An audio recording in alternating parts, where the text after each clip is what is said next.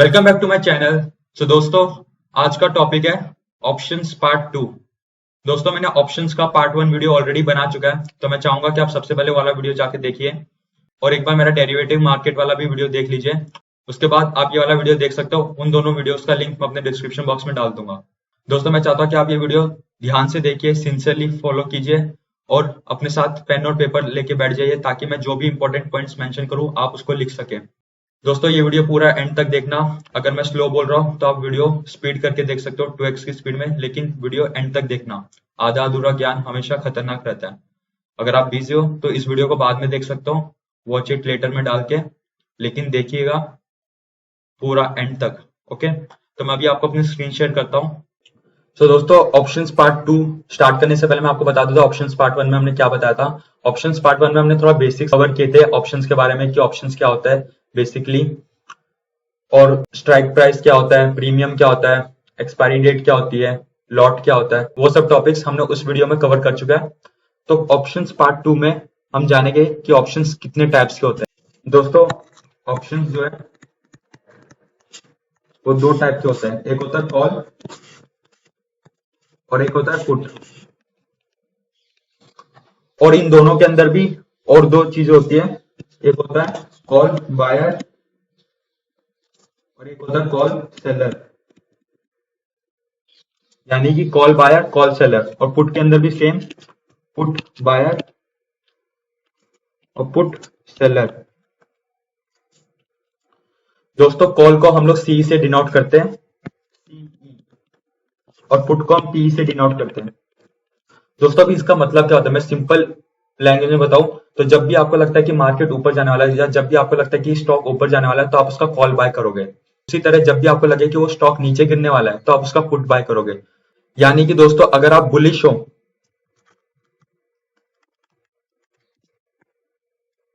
तो आप क्या करोगे, बाय कॉल। और अगर आप बियरिश हो यानी कि आपको लगता है मार्केट नीचे जाने वाला है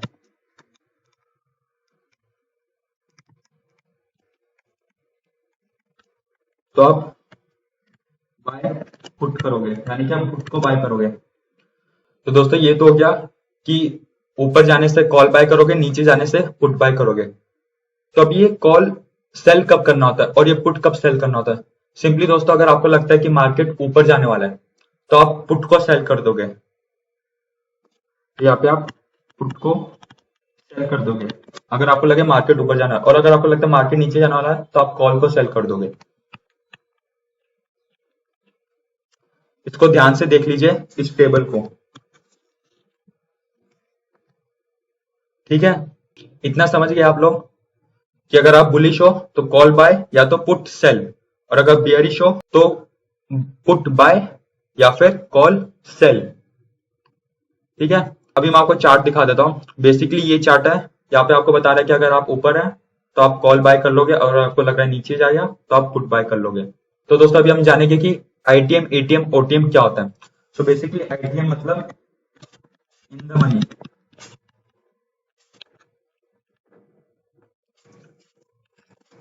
एटीएम होता है एट द मनी, और ओटीएम होता है out of the money, out of the money. अब इसका मतलब मैं आपको सिंपली वे में समझाता हूँ क्या होता है। अगर जैसे आप कोई भी कॉल को देखोगे यानी कि किसी भी चीज को देखोगे तो क्या रहता है, यहाँ पे आपका स्टॉक का नाम रहेगा। फॉर एग्जांपल हम लोग एसबीआई का लेके चलते हैं तो यहाँ पे एसबीआई लिखा रहेगा, ठीक है। उसके आगे स्ट्राइक प्राइस रहेगा। अभी जैसे अगर 500 के आसपास चल रहा है एसबीआई, यहाँ पे 500, और जो अभी कॉल है तो सी, पुट है तो पी, सी रहेगा, ठीक है।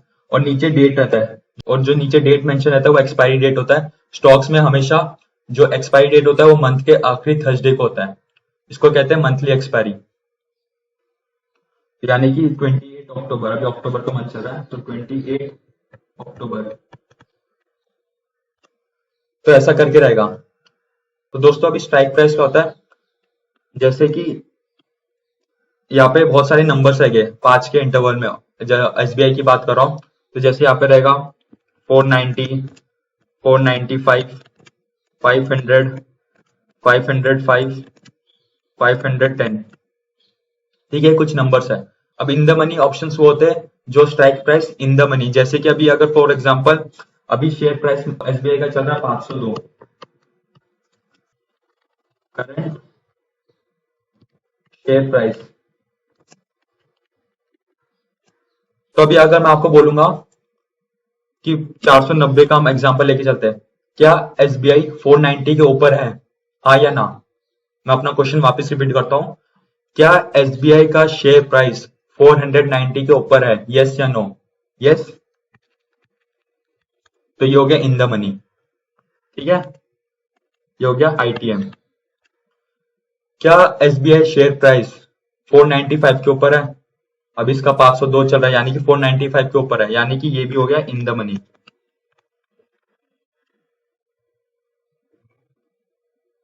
उसी तरह अगर मैं ओटीएम की बात करूं, यानी कि आउट ऑफ द मनी, तो मैं बोलता हूं क्या एसबीआई शेयर प्राइस 510 के ऊपर है? क्या एसबीआई का शेयर प्राइस 510 के ऊपर है? मैं इसकी बात कर रहा हूं। एसबीआई का शेयर प्राइस तो 502 है, यानी कि 502 के नीचे है, ऊपर नहीं है, यानी कि नो, यानी कि ये हो गया ओटीएम। यानी कि अगर आपका स्टेटमेंट ट्रू है तो वो आईटीएम में आता है, अगर आपका स्टेटमेंट फॉल्स है तो ओटीएम में आता है। आपको ऐसे बोलना है, ठीक है, रिपीट करना है, आपको बोल बोल के सीखना है। अभी क्या एसबीआई शेयर प्राइस 505 के ऊपर है? नहीं, तो ये भी ओटीएम में आ गया, तो ये 505 भी ओटीएम में आ गया।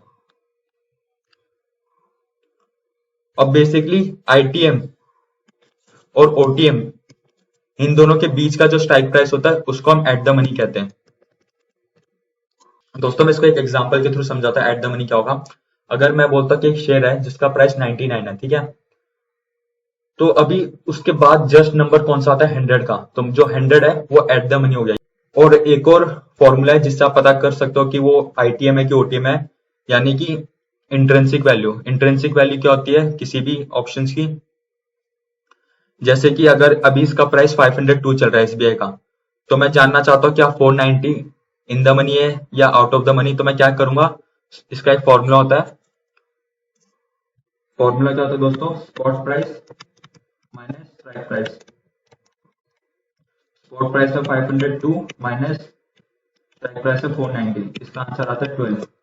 अगर आपका आंसर ग्रेटर देन 0 है यानी कि वो इन द मनी है, सिंपल। फॉर एग्जाम्पल अगर आपको 505 का देखना है तो 502 माइनस हमारा स्ट्राइक प्राइस 505 माइनस 3, तो ये ग्रेटर देन 0 नहीं है, यानी कि ओटीएम हो गया। सिंपल फॉर्मूला, लेकिन मैं चाहूंगा कि आप फॉर्मूला में ध्यान मत दीजिए, इसको समझने की कोशिश कीजिए, ठीक है दोस्तों। मैं अभी आपको अपने अपस्टॉक्स के टर्मिनल में लेके चलता हूँ और वहां पे समझाता हूँ कि किस तरह काम करता है। तो यहाँ पे मैंने अपना अपस्टॉक्स का टर्मिनल ओपन कर लिया। अब जैसे यहाँ पे एसबीआई का शेयर प्राइस 501 चल रहा है, ठीक है, अगर आपको ऑप्शन खोलना है तो यहाँ पे जो सिंपली आ रहा है ना ऑप्शन चेन लिखा है, इसको प्रेस कर दीजिए, ये आपके सामने ऑप्शन चेन आ गए। इसको देख के डरिए मत दोस्तों, बहुत आसान है, मैं आपको समझाता हूँ होता क्या है। दोस्तों अब ये जो आप स्पॉट प्राइस देख रहे हो 502.65 का, इसको कहते हैं करंट शेयर प्राइस, मतलब अभी एसबीआई का शेयर प्राइस इतना चल रहा है, ठीक है। और ये जो आप देख रहे हो 480, 485, 490, 495, 500, ये सब क्या है? स्ट्राइक प्राइस है, ऊपर लिखा है स्ट्राइक प्राइस। तो जरूरी नहीं स्ट्राइक प्राइस हर 5 के डिफरेंस में हो, ये स्टॉक टू स्टॉक डिपेंड करता है। फॉर एग्जांपल अगर मैं रिलायंस खोलता हूँ, रिलायंस का ऑप्शन चेन खोलता हूँ, तो यहाँ पे हर 20 के इंटरवल में स्ट्राइक प्राइस है, तो अगर स्टॉक का प्राइस ज्यादा बड़ा है तो उसका इंटरवल ज्यादा बड़ा रहेगा, और अगर स्टॉक छोटा है तो 5 के इंटरवल में रहेगा। यहाँ पे मैं एसबीआई का ऑप्शन चेन खोल लेता हूँ, तो यहाँ पे आप देख रहे हो ये एरिया, ये जो एरिया देख रहे हो ये थोड़ा शेडेड है, और ये वाला एरिया भी शेडेड है, यानी कि इन द मनी ऑप्शन है। अब जैसे मैंने आपको बताया था ना क्या 490 इन द मनी है, उसके लिए हमें कैसे पता चलेगा? हम लोग बोलेंगे क्या एसबीआई का शेयर प्राइस 490 के ऊपर है? जी हाँ, यानी कि इन द मनी है। क्या एसबीआई का शेयर प्राइस 495 के ऊपर है? हाँ, इन द मनी है। क्या एसबीआई शेयर प्राइस 500 के ऊपर है? जी हाँ, इन द मनी है।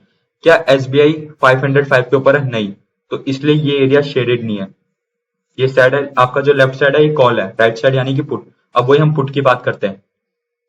क्या एसबीआई का शेयर प्राइस 510 के नीचे? जी हाँ, 510 के नीचे है। क्या एसबीआई का शेयर प्राइस 505 के नीचे है? जी हाँ, 505 के नीचे है। क्या एसबीआई का शेयर प्राइस 500 के नीचे है? नहीं। तो यहाँ पे ये अनशेडेड एरिया है। तो जितना भी शेडेड एरिया है वो इन द मनी है, और जो नॉन शेडेड एरिया है वो आउट ऑफ द मनी है। और हमारे केस में ये जो 505 है ये एट द मनी है। क्यों? क्योंकि अभी अगर एसबीआई का शेयर प्राइस और बढ़ता है तो जो सबसे पहला स्ट्राइक प्राइस जो नजदीक है वो 505 है, तो यानी कि वो नजदीक है, वो इन द मनी आने वाला है। तो इसलिए जो 505 है वो हमारा एट द मनी हो गया। अब दोस्तों इसको कहते हैं ऑप्शन चेन। मैं आपको ऑप्शन चेन के भी थोड़े बहुत टर्म्स बता देता हूँ क्या क्या होता है। अब यहाँ पे जो आप देख रहे हो 500 के बाजू में 11.3 लिखा है, यहाँ पे 495 के 13 लिखा है, इसको कहते हैं प्रीमियम। उसी तरह पुट के भी प्रीमियम है, यहाँ पे आप देख सकते हो 11.4, 14.95, 18.65, तो ये सब प्रीमियम है। दोस्तों आपने एक चीज नोटिस की, जो strike price deep in the money है उसकी प्रीमियम वैल्यू भी ज्यादा है। फॉर एग्जाम्पल 480 है, 480 इन द मनी है, उसका प्रीमियम 25 है। उसके बाद अगर आप और ऊपर आओ तो 485 तो 20 है, 490 16 है, 14 है, 11 है, 9 है, 7 है। तो इस तरह जैसे जैसे आप ऊपर जाते रह रहे हो, यानी कि जैसे जैसे आप इन द मनी से लेके आउट ऑफ द मनी जा रहे हो, तो उसकी प्रीमियम भी धीरे धीरे कम होती जा रही है। क्यों? क्योंकि दोस्तों उसकी इंट्रिंसिक वैल्यू कम हो रही है। इंट्रिंसिक वैल्यू सिंपली क्या होता है कि वो कितना इन द मनी है। अब फॉर एग्जाम्पल मैं 480 का एग्जाम्पल लेके चलता हूँ और अभी एसबीआई का शेयर प्राइस 503 चल रहा है, तो मैं आप मुझे बताइए कि एसबीआई का शेयर प्राइस 480 से कितना ऊपर है। एसबीआई का शेयर प्राइस 480 से कितना ऊपर है, तो क्या करोगे 503 माइनस 480 यानी कि कितना आया 23, यानी कि 23 जो है वो इसकी इंट्रिंसिक वैल्यू है। ठीक है। उसी तरह अगर मैं बोलूं कि 500 का है क्या है, तो एसबीआई का शेयर प्राइस 500 से कितना ऊपर है भाई, 3.35 ऊपर है, तो उसकी इंट्रिंसिक वैल्यू होगी 3.35। इंट्रिंसिक वैल्यू जितनी कम होती रहेगी उसी हिसाब से प्रीमियम भी उसका कम होता रहेगा। इसलिए आप देख रहे हो जो ओटीएम है यानी कि उनकी इंट्रिंसिक वैल्यू नेगेटिव है, इसलिए उनका जो प्रीमियम है वो भी कम है। तो अभी आप पूछोगे कि ठीक है 480 में आपने बोला जैसे कि spot price minus strike price, यानी कि 480 से एसबीआई का शेयर प्राइस कितना ऊपर है, वो जो डिफरेंस है वो उसका इंट्रिंसिक वैल्यू। तो बाकी रिमेनिंग वैल्यू क्या है, उसको दोस्तों कहते हैं टीटा, मतलब कि टाइम डीके। फॉर एग्जांपल जैसे यहाँ पे 500 है, अब एसबीआई का शेयर प्राइस चल रहा है 503 के आसपास, तो यानी कि इसकी इंट्रिंसिक वैल्यू भी 3, लेकिन इसका प्रीमियम 11 का चल रहा है, तो रिमेनिंग जो 8 है वो खासा है। जो 8 है उसको कहते हैं टाइम वैल्यू, यानी कि मतलब अब ये जो चीज है, ये जो अभी कॉन्ट्रैक्ट है, अभी देखोगे तो ये 28 अक्टूबर तक, एक्सपायरी डेट क्या है 28 अक्टूबर, और आज डेट कौन सी 22 अक्टूबर, यानी कि 6 दिन का गैप है। तो ये 6 दिन का ही गैप इसकी वैल्यू बढ़ाता है, इसको कहते हैं टीटा।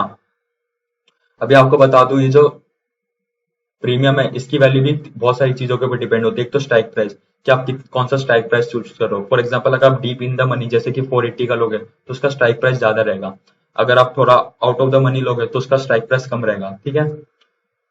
दूसरी चीज रहती है कि उसका स्पॉट प्राइस क्या कर रहा है, मतलब कि जो उसका शेयर है वो कैसा बिहेव कर रहा है। अगर शेयर प्राइस बढ़ेगा तो यानी कि इन प्रीमियम की वैल्यू भी बढ़ेगी, क्योंकि ये डेरिवेटिव प्रोडक्ट है, ऑप्शंस डेरिवेटिव प्रोडक्ट है। तीसरा क्या हो गया, टाइम रिमेनिंग फॉर एक्सपायरी, यानी कि टीडा, कितना टाइम लेफ्ट है उस चीज को एक्सपायर होने के लिए, उसके ऊपर भी डिपेंड है। और एक और होता है वॉलेटिलिटी, यानी कि उस शेयर में कितनी वॉलेटिलिटी, मतलब कि अगर एक फिक्स टाइम पीरियड में वो शेयर कितना मूवमेंट दे रहा है, यानी कि इधर से ऊपर कितना जा रहा है, इधर से नीचे कितना जा रहा है, कितना वॉलेटाइल है वो, उसके ऊपर भी डिपेंड करता है प्रीमियम कैसा रहेगा। अगर ज्यादा वॉलेटाइल है यानी कि उसका प्रीमियम ज्यादा रहेगा, कम वॉलेटाइल है यानी कि उसका प्रीमियम छोटा रहेगा। ठीक है। तो ये सब चीज है जो डिसाइड करती है प्रीमियम किसी भी ऑप्शन का। तो अभी आप मुझसे पूछोगे कि ठीक है हमें पता चल गया, अच्छा ऐसा है, इन द मनी है, out of the money, eight the money, वो तो ठीक है, लेकिन अगर हम ट्रेडिंग कर रहे हैं तो हमें कौन सा स्ट्राइक प्राइस सेलेक्ट करना है, ये सबसे इंपॉर्टेंट क्वेश्चन है। क्योंकि अगर आप ऑप्शन बायर हो तो आप अभी मुझसे पूछोगे कि मैं 480 का स्ट्राइक प्राइस खरीदूं या 490 का, 500 का, 510 का, 520 का, सिंपल है। तो मैं हमेशा आपको बोलूंगा कि आप हमेशा in the money option buy कीजिए। जी हाँ दोस्तों, कभी भी out of the money option buy मत कीजिए। दोस्तों अभी आप लोग बोलोगे कि क्यों, आउट ऑफ द मनी तो सस्ता है। अब दोस्तों अगर मैं एसबीआई का 490 का स्ट्राइक प्राइस का ऑप्शन बाय करता हूँ तो उसका प्रीमियम 17 रुपीज है। वही अगर आप 510 का स्ट्राइक प्राइस खरीदोगे तो 7 रुपए, तो आप बोलोगे यार 510 का स्ट्राइक प्राइस तो सस्ता है। अब इसका जैसे एक लॉट कितना 1500, तो आप सिंपली 1500 मल्टीप्लाइड बाय 7 करोगे। रुको मैं कैलकुलेटर खोल लेता हूं एक बार, ठीक है। अभी अगर मैं 490 का स्ट्राइक प्राइस खरीदता हूँ जिसका प्रीमियम चल रहा है 17 के अराउंड, तो 17 इंटू क्वांटिटी कितनी, 1500, यानी कि आपको 25,000 रुपए चाहिए, मिनिमम 25,500 रुपए चाहिए आपको ये बाय करने के लिए 490 का स्ट्राइक प्राइस। और वही अगर आप 510 का स्ट्राइक प्राइस बाय करते हो, इसका प्रीमियम कितना चल रहा है, 7.45 इंटू 1500, तो 11,000। तो देख रहे हो उसके लिए आपको क्या 24-25,000 लग रहा है और उसके लिए आपको सिर्फ 11,000। तो लोग क्या करते हैं, वो out of the money by करते हैं, क्यों? क्योंकि उसमें पैसा कम लगता है। लेकिन दोस्तों ये सबसे बड़ी गलती है। दोस्तों आउट ऑफ द मनी में क्या होता है, जो टीटा डी के होता है वो बहुत ज्यादा होता है। फॉर एग्जाम्पल अगर आपका स्टॉक 500 है और वो पूरे दिन भर 500 में खड़ा रहे, मतलब साइडवेज अगर मार्केट रहे, तो दोस्तों जो out of the money strike price है उसका जो प्रीमियम है वो जल्दी गिरेगा compare with in the money. अभी मैं आपको एग्जाम्पल डायरेक्टली चार्ट खोल के दिखाता हूँ, आप ऐसे समझोगे नहीं। अब मैंने एसबीआई का चार्ट खोला, ठीक है। समझने की कोशिश कीजिए दोस्तों, स्किप मत कीजिए, कॉन्सेप्ट को समझने की कोशिश कीजिए। बेशक वीडियो लंबा हो जाए कोई दिक्कत नहीं है, लेकिन आप प्रॉपर समझिए कैसे ऑप्शंस काम करते हैं, ठीक है। अब जैसे यहाँ पे 22 अक्टूबर यानी कि आज की डेट है। अभी आप एसबीआई का शेयर प्राइस देखोगे तो ऑलमोस्ट साइडवेज है, यानी कि इसने हाई लगाया नियरली 508 के आसपास, फिर नीचे आया 500 के आसपास, मतलब ऐसे ही साइडवेज बिहेव कर रहा है। तो अभी हम चेक करते हैं कि इनका कॉल ऑप्शन कैसा बिहेव कर रहा है। तो यहाँ पे सिंपली मैं ऑप्शन चेन में जाता हूँ। पहले हम चेक करते हैं 480 जो हमारा इन द मनी है, इसका चार्ट ओपन कर लेते हैं। तो यहाँ पे आप देखोगे जो स्पॉट प्राइस है, जो एसबीआई का शेयर है, वो ऑलमोस्ट साइडवेज रहा, लेकिन आप देखोगे थोड़ा स्लाइटली डाउनवर्ड है। जैसे कि अगर आप चार्ट को देख के आप समझ जाओगे कि ये थोड़ा सा डाउन है। क्यों डाउन है? क्योंकि थीटा डीके की वजह से। Theta DK in the money में भी होता है, आउट ऑफ द मनी में भी होता है, दोनों में होता है। लेकिन बस फर्क इतना है कि जो आउट ऑफ द मनी है उसमें ज्यादा आता है, क्योंकि उसमें इंट्रिंसिक वैल्यू उसकी नेगेटिव में है, ठीक है। ये तो हो गया 480 का सी। अब इस चार्ट को ध्यान से देख लीजिए, देख लिया? अब मैं आपके सामने 510 का सी का चार्ट लगाने वाला हूँ। तो मैं अभी ओपन कर लेता हूँ 510 का सी।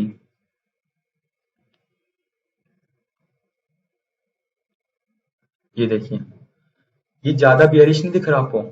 अगर आप 510 का सी को चार्ट को 480 के सी से कंपेयर करोगे तो आप देखोगे जो 510 का सी है वो ज्यादा बियरिश है। क्यों? क्योंकि ये आउट ऑफ द मनी है। इसलिए मैं कहता हूँ कि आउट ऑफ द मनी हमेशा अवॉइड कीजिए, क्योंकि दोस्तों इसमें क्या क्या, अगर स्टॉक साइडवेज भी रहा तो आपको लॉस होने लग जाएगा। लेकिन अगर वही आप in the money option buy करोगे तो आपका लॉस जो रहेगा वो बहुत कम रहेगा या नेग्लिजिबल रहेगा, ठीक है। तो अभी मैंने आपको बता दिया कि स्ट्राइक प्राइस कैसे सेलेक्ट करना है, जो भी इन द मनी है। अब इन द मनी में भी आप डीप इन द मनी मत खरीद लीजिए। अब जैसे कि एसबीआई का शेयर प्राइस 503 चल रहा है, तो यहाँ पे आप क्या कर सकते हो, 500 का स्ट्राइक प्राइस खरीद सकते हो, या 495 या 490 का, ठीक है। लेकिन 510, 515, 520 ये सब स्ट्राइक प्राइस अवॉइड कीजिए। इतना समझ गए दोस्तों? तो दोस्तों अभी अभी हमने सीखा आईटीएम, एटीएम, ओटीएम क्या होता है, किस तरह हम स्ट्राइक प्राइस सेलेक्ट कर सकते हैं। स्ट्राइक प्राइस के लिए मैंने क्या बताया आपको,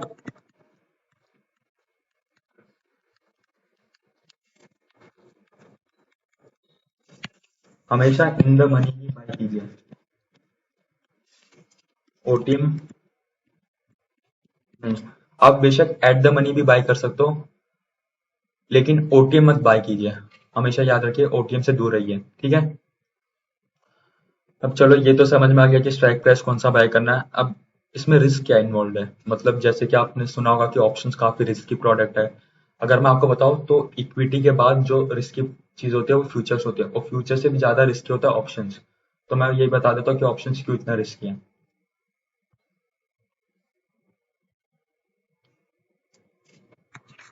रिस्क, अब एग्जाम्पल के लिए आपने ऑप्शन बाय कर लिया, आप एक ऑप्शन बायर हो, ठीक है। आपने बाय कर लिया एसबीआई का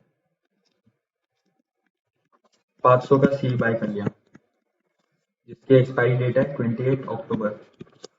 अब फॉर एग्जाम्पल सोच लीजिए आपने इसके लिए कितना अमाउंट पे किया। इसका प्रीमियम चल रहा है 12 का, ठीक है।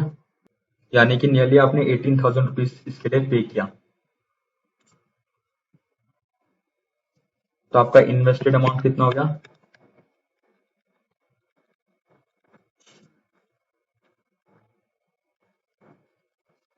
18,000। ठीक है। अब मान के चलते हैं कि 28 अक्टूबर को इसका जो प्राइस है वो 499 पे एंड हो जाता है, यानी कि क्लोज हो जाता है। अब दोस्तों 499 में एसबीआई का शेयर प्राइस क्लोज हो गया 28 अक्टूबर को, यानी कि अभी आपका जो स्ट्राइक प्राइस है वो आउट ऑफ द मनी हो गया। क्योंकि क्या एसबीआई का शेयर प्राइस 500 के ऊपर है? नहीं फ्रेंड्स, एसबीआई का शेयर प्राइस 499 है, यानी कि 500 से नीचे। तो यानी आपका जो 18,000 है वो पूरा जीरो हो गया। ये रिस्क इन्वॉल्व है इसमें। लेकिन दोस्तों मानिए अगर ये शेयर प्राइस गिर करके 400 रुपये हो जाता है तो आपका कितना लॉस होगा? तो भी आपका लॉस 18,000 का ही होगा। अगर बाई चांस वो स्टॉक गिर के 300 आ जाए या फिर मैं बोलूं कि वो जीरो भी हो जाए तो भी आपका लॉस 18,000 होगा। तो दोस्तों यही चीज होती है, ऑप्शन बायर का जो मैक्सिमम लॉस होता है वो उतना ही होता है जो उसने प्रीमियम पेड किया है। यानी कि आपने 18,000 दे तो आपका जो मैक्सिमम लॉस है वो 18,000 का ही होगा, उससे ज्यादा नहीं हो सकता। लेकिन अगर आप एक ऑप्शन सेलर है, ये तो हमारा हो गया ये जो एग्जांपल है ये ऑप्शन बायर का है। लेकिन अगर आप एक ऑप्शन सेलर है, अब सिंपल सी बात है कि अगर आप 500 का सी 12 रुपए में बाय कर रहे हो तो अपोनेंट में कोई तो होना चाहिए ना जो सेल कर रहा है। अबे अगर मैं किसी से कोई चीज बाय करता हूँ तो उसके अगेंस्ट कोई सेलर होगा ना जो मुझे बेच रहा है। तो जिसने मुझे 500 सी बेचा, अब हम उसका केस लेके चलते हैं कि उसके साथ क्या हो रहा होगा।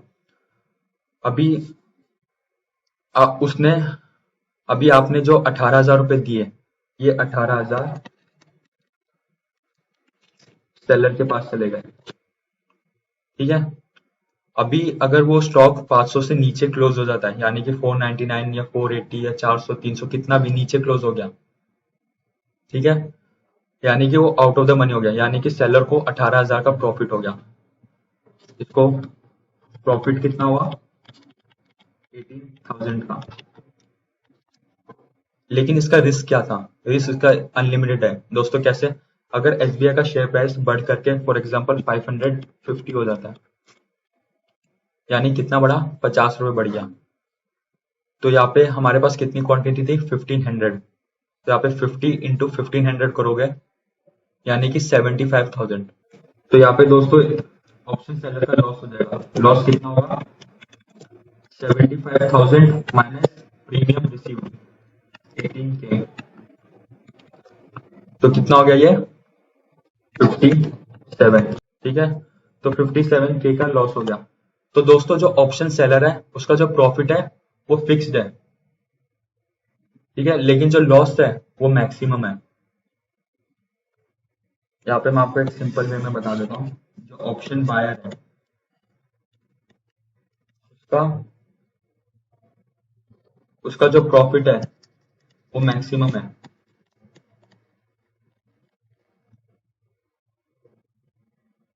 और जो लॉस है वो प्रीमियम है। ठीक है। और सेलर का क्या है? जो प्रॉफिट है वो कितना है? वो प्रीमियम है। मतलब आपने 18,000 रुपए दिए तो वही 18,000 रुपए उस सेलर का प्रॉफिट है। प्रीमियम